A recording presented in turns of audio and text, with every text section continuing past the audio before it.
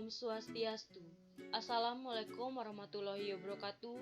Salam sejahtera bagi kita semua. Salam Namo Buddhaya, salam harmoni. Di sini saya akan membawakan materi bahasa Indonesia. Sebelumnya, perkenalkan nama saya Nikade Dita Julianti dengan NIM 2011031034 dari kelas 2A Prodi Pendidikan Guru Sekolah Dasar.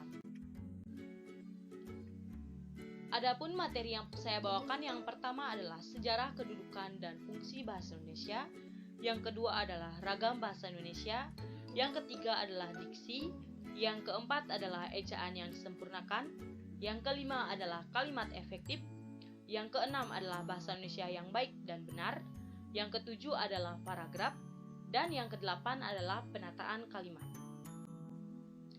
Nah, saya akan membawakan materi yang pertama, sejarah kedudukan dan fungsi bahasa Indonesia. Bahasa Indonesia itu pada umumnya berasal dari bahasa Melayu. Pada zaman sebelumnya, lebih tepatnya pada zaman Kerajaan Sriwijaya, bahasa Melayu itu banyak digunakan ialah sebagai bahasa penghubung antar suku pada pelosok Nusantara. Selain itu juga bahasa Melayu tersebut digunakan ialah sebagai bahasa perdagangan antar pedagang dalam satu Nusantara ataupun juga lebih dari luar Nusantara. Bahasa Indonesia lahir pada tanggal 28 Oktober 1928. Fungsi bahasa Indonesia adalah sebagai alat untuk mengungkapkan perasaan atau mengekspresikan diri. Selanjutnya saya akan menjelaskan mengenai ragam bahasa Indonesia. Ragam bahasa adalah bentuk bahasa yang bervariasi menurut konteks pemakaian.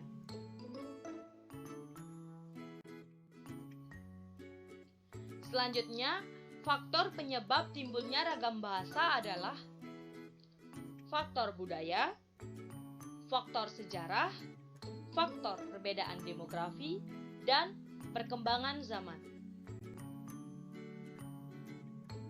Klasifikasi ragam bahasa ada 3. Yang pertama adalah berdasarkan hubungan sosial antar pembicara, berdasarkan topik pembicaraan, dan berdasarkan media pembicaraan. Nah, materi selanjutnya adalah diksi. Diksi adalah pilihan kata di dalam tulisan yang digunakan untuk memberi makna sesuai dengan keinginan penulis. Macam-macam diksi, yang pertama adalah sinonim, yang kedua adalah antonim, yang ketiga adalah polisemi, yang keempat adalah homograf, yang kelima adalah homopun, yang keenam adalah homonim, yang ketujuh adalah hiponim, dan yang ke-8 adalah hipernim. Selanjutnya saya akan membawakan materi mengenai ejaan yang disempurnakan. Ejaan adalah keseluruhan peraturan tentang pelambangan bunyi ujaran dan hubungan antar lambang-lambang tersebut. Secara garis besar, ejaan berkaitan dengan pemakaian dan penulisan huruf, penulisan kata, penulisan unsur serapan, dan pemakaian tanda baca.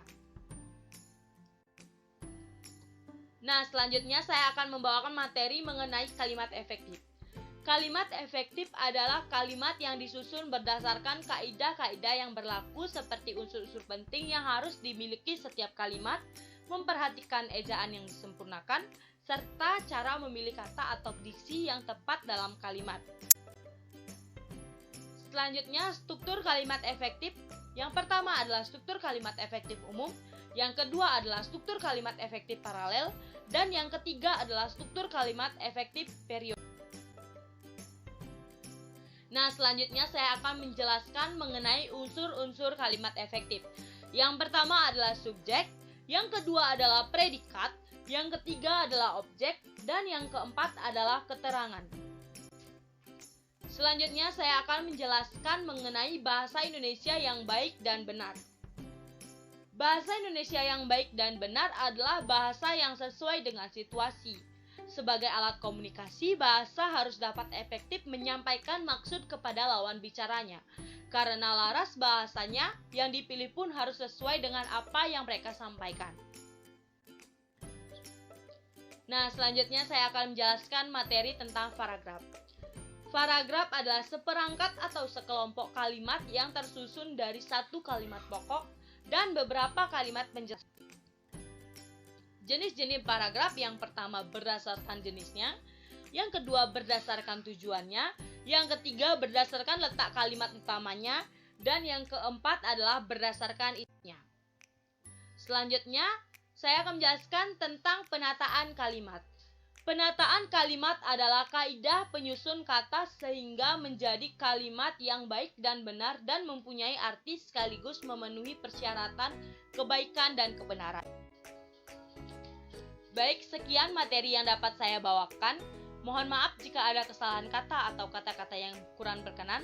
Saya tutup dengan para mesanti. Om Santi Santi Santi Om. Terima kasih.